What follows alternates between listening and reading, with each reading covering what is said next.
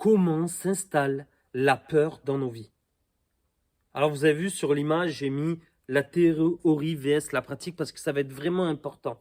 Je vais le développer. Mais comment s'installe la peur dans nos vies quand on a envie d'obéir à Jésus, on a envie de manifester le surnaturel, mais on a une sorte de peur qui est là. Et vous allez voir, et je fais un aparté, j'ai créé là récemment une école qui s'appelle Amour plus puissance, et les 2 premières sessions qui sont gratuites parlent de cela spécifiquement, de la peur et de comprendre ce qui est subtil, parce qu'en fait la peur ne vous appartient pas, elle appartient à son auteur. Ne la combattez pas, ignorez-la. Et c'est vraiment ce que je développe. Donc je vous encourage dans le descriptif.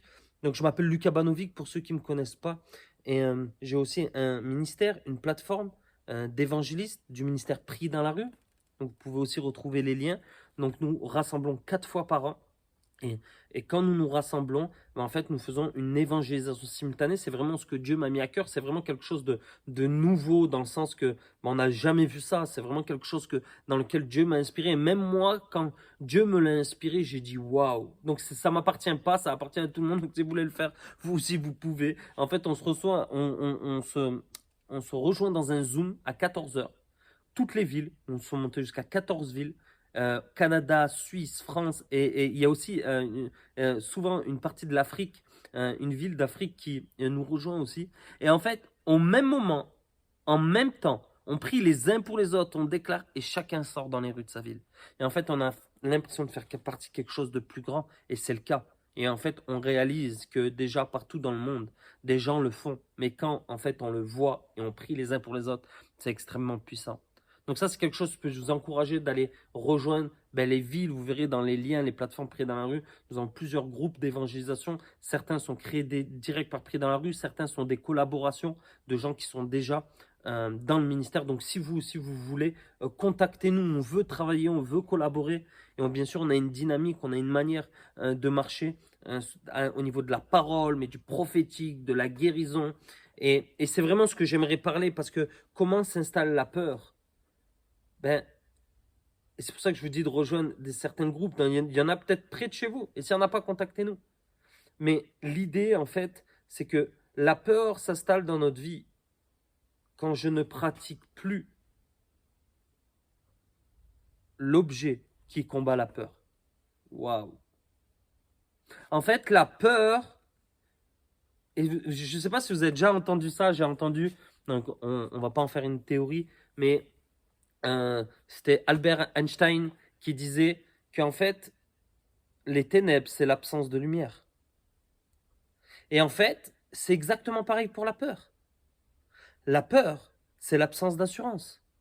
Ou la peur, c'est le manque de pratique d'assurance. Et en fait, il y a une chose qui s'installe, et c'est vraiment une image que j'aimerais vous donner. C'est encore une révélation que j'ai eue, moi, qui a changé mon mode de vie pour marcher dans le surnaturel. En fait, il y a la théorie, il y a la pratique. Si je vous dis, votre pratique de 0 à 100%, dans l'obéissance, dans le fait de marcher dans le surnaturel, de vivre le surnaturel, à combien de pourcents elle est? Et si je vous demande votre théorie, de ce que vous avez appris, de ce que vous connaissez, au niveau de la guérison, des vérités bibliques, à combien elle est? Et vous verrez, faites un pourcentage. D'ailleurs, mettez-moi dans les commentaires, moi c'est 20% pratique et 80 théorie, ou je sais pas, dites-moi-le. Et en fait, c'est là qui est toute la clé. Et la théorie est bonne. La théorie est très bonne. La connaissance est très bonne. C'est vraiment important.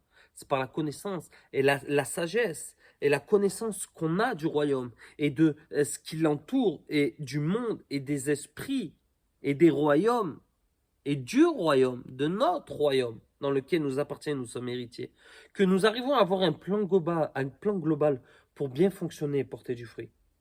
Donc c'est bon la théorie, mais le problème, c'est que la théorie est là et la pratique est là. Et qu'est-ce qui s'installe entre la théorie et la pratique quand celles-ci ont trop d'écart? La peur. Et vous allez voir ce qui se passe. Quand vous rentrez dans votre appel, Dieu vous dit, je veux que tu sois un revivaliste, je veux que tu sois un évangéliste, je veux quelqu'un qui manifeste la puissance de Dieu, quelqu'un qui prophétise, qui fasse des disciples. C'est vraiment mon cœur, mon appel, vraiment. il va avoir un temps pour vous faire former. Et ça, c'est clair. Jésus a formé pendant 3 ans. Pendant 3 ans, il les a formés. Et c'est pour ça qu'on a aussi établi une école. Parce qu'arrivé un moment, les gens veulent marcher, mais ils ne reçoivent pas l'enseignement, la formation. Et le problème, ça va être ça. C'est que l'enseignement est-il théorique ou l'enseignement va te pousser à la pratique? Et dans l'école que nous faisons, en fait, l'enseignement est toujours dans le but de démontrer et de pratiquer. Comme le 3 pour 1, tu touches un de chez moi, j'en touche à 3 de chez toi, la prise de risque, repousser les limites de l'échec et toutes ces choses. Mais c'est vraiment important. Parce que souvent, vous avez vu quand on a, et ça va être vraiment important, quand on reçoit quelque chose de Dieu, et que Dieu nous demande, je sais pas moi, de partir en mission, peu importe l'appel qu'on a, ou devenir un prophète, la première chose qu'on va faire, c'est qu'on va aller chercher de la connaissance, et c'est bon. Mais quand vous regardez bien, on s'inspire de connaissances, de connaissances, de connaissances, de connaissances. Et soudainement, on oublie qu'en fait, Dieu nous a mandatés pour pratiquer. Donc la connaissance est bonne, mais souvent, quand on a trop de connaissances, ça vient nous paralyser dans l'esprit. Je vous le dis honnêtement. Je connais des gens qui étudient la guérison, comment guérir, comment... toutes ces choses. Ils étudient comment Dieu a fait les histoires. Et c'est bon, moi-même, je l'ai étudié. Mais celui-ci doit se faire, et pour que ça soit sain et que vous grandissez bien, doit se faire avec la pratique. La théorie doit être prise comme une source de ce que Dieu a fait dans l'histoire pour le traduire dans la vôtre. Et ça va être vraiment important. Donc, une première chose, c'est que vous devez vous faire former. Ça, c'est clair. Dans votre église locale, dans des écoles comme la nôtre, peu importe. Mais vous devez vous faire former.